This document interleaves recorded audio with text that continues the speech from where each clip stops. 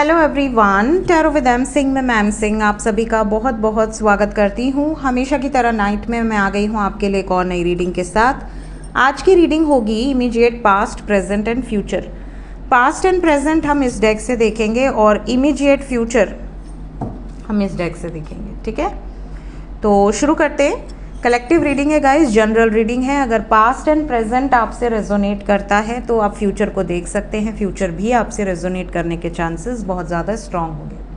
अगर past and present आपसे resonate नहीं करता है तो आप वीडियो को वहीं पे स्किप कर सकते हैं, छोड़ सकते हैं। ठीक है, शुरू करते हैं आज की रीडिंग। लेके प्रभु का नाम, हर हर महादेव, जय हो शिव शक्ति, जय हो राधे कृष्णा, जय हो मेरे भाई। चलिए, इमीडिएट पास्ट एंड प्रेजेंट के लिए हम लेंगे 5 कार्ड्स। ठीक है, पहले इमीडिएट पास्ट बताएं कलेक्टिव लेवल पे मेरे व्यूवर्स की लव लाइफ में इमीडिएट पास्ट में क्या हुआ है।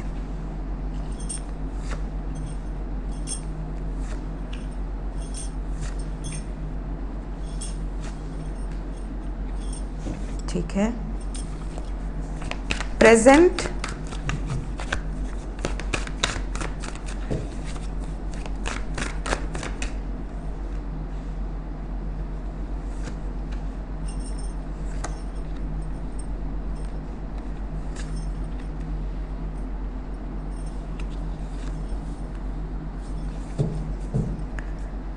ओके। ओवरऑल एनर्जी है द वर्ल्ड। कहीं ना कहीं आप दोनों एक दूसरे के लिए बने हुए हैं। आप दोनों का एक स्ट्रॉन्ग कनेक्शन है। एक चाहे कितनी भी दूरियां आ जाए, कितना भी डिस्टेंस आ जाए, चाहे बात हो रही हो चाहे ना हो रही हो, बट आपको हमेशा उनके साथ कंप्लीट फील होता है और उनको भी आपके साथ कंप्लीट फील होता है। बात करते हैं सबसे पहले इमीडिएट पास्ट में क्या हुआ है। ठीक है, recent past. 3 of Wands, King of Swords, 3 of Pentacles, 6 of Cups and 7 of Wands। कुछ लोगों की बॉन्डिंग बहुत अच्छी रही है, बहुत स्ट्रॉन्ग रही है इमीडिएट पास्ट में, लेकिन स्टैंड न ले पाने के कारण प्रॉब्लम्स बढ़ी हैं। एक तरह से प्रॉब्लम्स क्या, दूरी ही बन गई है आप दोनों के बीच में।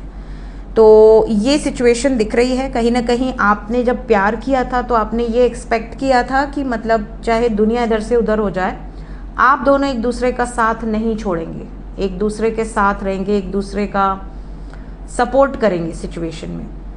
बट जब आपने देखा कि आप दोनों की बॉन्डिंग बहुत स्ट्रॉन्ग थी, एक दूसरे के प्रति इमोशंस बहुत स्ट्रॉन्ग थे, बहुत ज़्यादा लव था, बहुत ज़्यादा एक दूसरे के प्रति रिस्पेक्ट था, लेकिन सडनली जब आपको इनकी सबसे ज़्यादा ज़रूरत थी, या जब आपको ऐसा लगा कि यार इस मोमेंट पे ये मेरा सपोर्ट करने चाहिए, इस मोमेंट पे ये मेरा साथ देना चाहिए, चाहे ये आपके स्पाउस हों, चाहे ये आपके बॉयफ्रेंड हो, गर्लफ्रेंड हो, जो भी हो, उस मोमेंट पे इन्होंने आपको सपोर्ट नहीं किया है, आपका स्टैंड नहीं लिया है, कोई ना कोई एक्सक्यूजेस दे दिए हैं, जिसके बाद आपका माथा हुआ है गरम। आपने भी इस डिस्टेंस को एक्सेप्ट किया है कि चलो ठीक है, अब यही होगा। ठीक है, तो कहीं ना कहीं आपके अंदर आया है गुस्सा। ये भी दिख रहा है कि इस गुस्से का कारण कहीं ना कहीं कुछ ऐसी कमिटमेंट्स हैं जो इन्होंने पहले आपको दी थी, चाहे फिनेंशियल सिचुएशन को लेके, करियर से रिलेटेड, या लव लाइफ, या अपनी फैमिली से रिलेटेड। कुछ ऐसी सिचुएशंस इन्होंने आपसे कुछ ऐसे प्रोमिसेस ज़रूर किए थे, बाद में ये स्टैंड नहीं लिए उन चीज़ों के लिए। जैसे कई बार शादी होती है तो लड़के वाले कहते हैं कि चलिए शादी के बाद भी अपनी स्टडीज़ को कंप्लीट कर लीजिएगा, ठीक है, हम सपोर्ट करेंगे। फिर आपने इस भरोसे सपोज उनसे शादी कर ली, शादी के बाद उन्होंने आपका स्टैंड लिया ही नहीं। आपके इन लॉज ने आपको घर के काम में लगा दिया, और आप जब अपने स्पाउस से पूछना शुरू किए कि हम आगे कोर्स कब करें, एडमिशन कब लें, तो उन्होंने स्टैंड लिया ही नहीं। तो फिर आपको कैसा लगेगा? फिर आपको ऐसा फील होगा ना कि यार ये कैसी सिचुएशन है, तो खिटपिट होगी, दूरी बनेगी, गुस्सा तो आएगा ही। तो इस तरह की एनर्जी है। अब जैसे आपके पार्टनर ने शुरू में आपको, अनमैरिड अगर आप हैं, उन्होंने आपको प्रॉमिस किया कि बहुत प्यार करता हूँ तुमसे, या बहुत प्यार करती हूँ तुमसे, मैं तुम्हारा साथ कभी नहीं छोड़ूंगी या कभी नहीं छोड़ूंगा, और उसके बाद एक बार किसी ने हड़का दिया कि नहीं हमारी मर्ज़ी से ही शादी होगी, बाहर कुछ इधर उधर नहीं, पता चला वो डर गए या डर गई, पीछे हट गए, ठीक है मम्मी पापा के मर्ज़ी से ही करेंगे, तो फिर ऐसी सिचुएशन में भी आपको आएगा गुस्सा। तो यहाँ कहीं ना कहीं पास्ट में इन चीज़ों को लेकर बहस हुई है। कुछ लोगों की लाइफ में थर्ड पार्टी परिवार है ही नहीं, थर्ड पार्टी स्टैंड लेने का कोई प्रॉब्लम ही नहीं है। हो सकता है परिवार खुद इनको बोलता हो भाई कोई लड़का या लड़की पसंद है तो ले आओ, हम विवाह करा देंगे। इनकी लाइफ में कोई ऐसा मित्र है, फ्रेंड, चाहे वो लड़का हो या लड़की, मतलब सेम जेंडर का हो या अदर जेंडर का हो, कोई ऐसा दोस्त है जो आप दोनों के जीवन में कुछ ज़्यादा ही घुसा हुआ है, और क्योंकि वो इतना ज़्यादा इंटरफेयर कर रहे हैं, आप लोग उनके कारण आपस में लड़ रहे हैं। ये सिचुएशन भी कुछ लोगों के रिसेंट पास्ट में हुई है। और बहुत कम लोग ऐसे हैं जिनको पैसों की किल्लत की वजह से सेपरेट होना पड़ा है। सेपरेशन काफ़ी लोगों का हुआ है रिसेंट पास्ट में, और आप भी उनका इंतज़ार कर रहे हैं पास्ट से, और आपके पर्सन भी। प्रेजेंट सिचुएशन की अगर हम बात करें,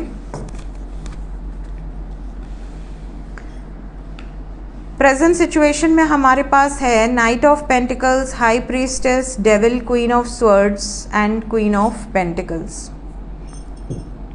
किंग ऑफ सोर्ड्स इसके पहले वाले पास्ट में थे, क्वीन ऑफ सोर्ड्स यहाँ पे हैं with queen of pentacles, high priestess and devil.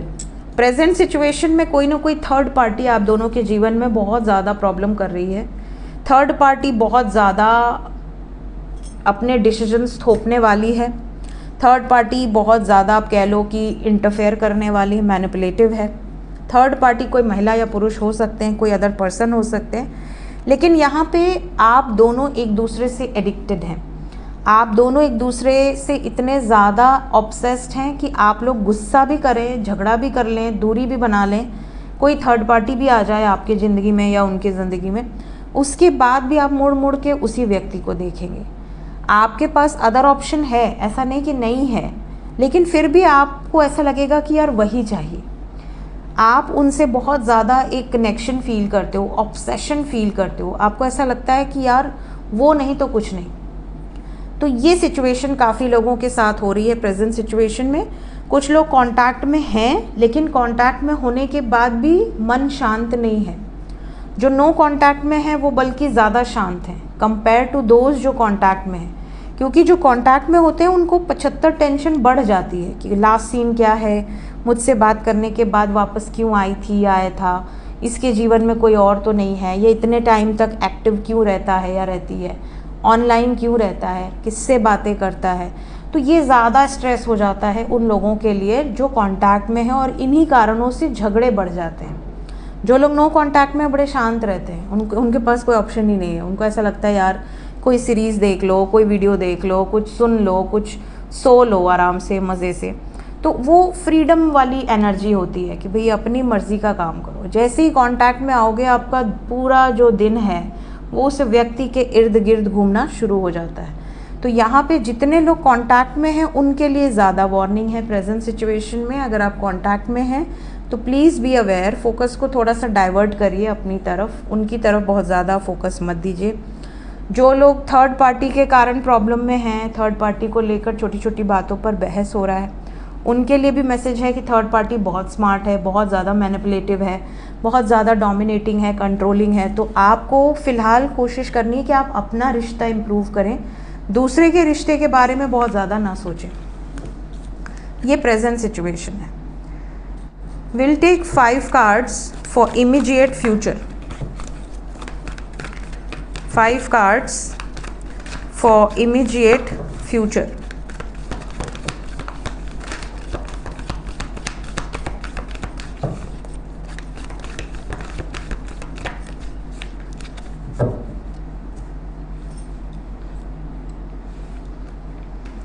Immediate future 3-3 की एनर्जी है। Then we have 7-7, then we have number 5 with sun.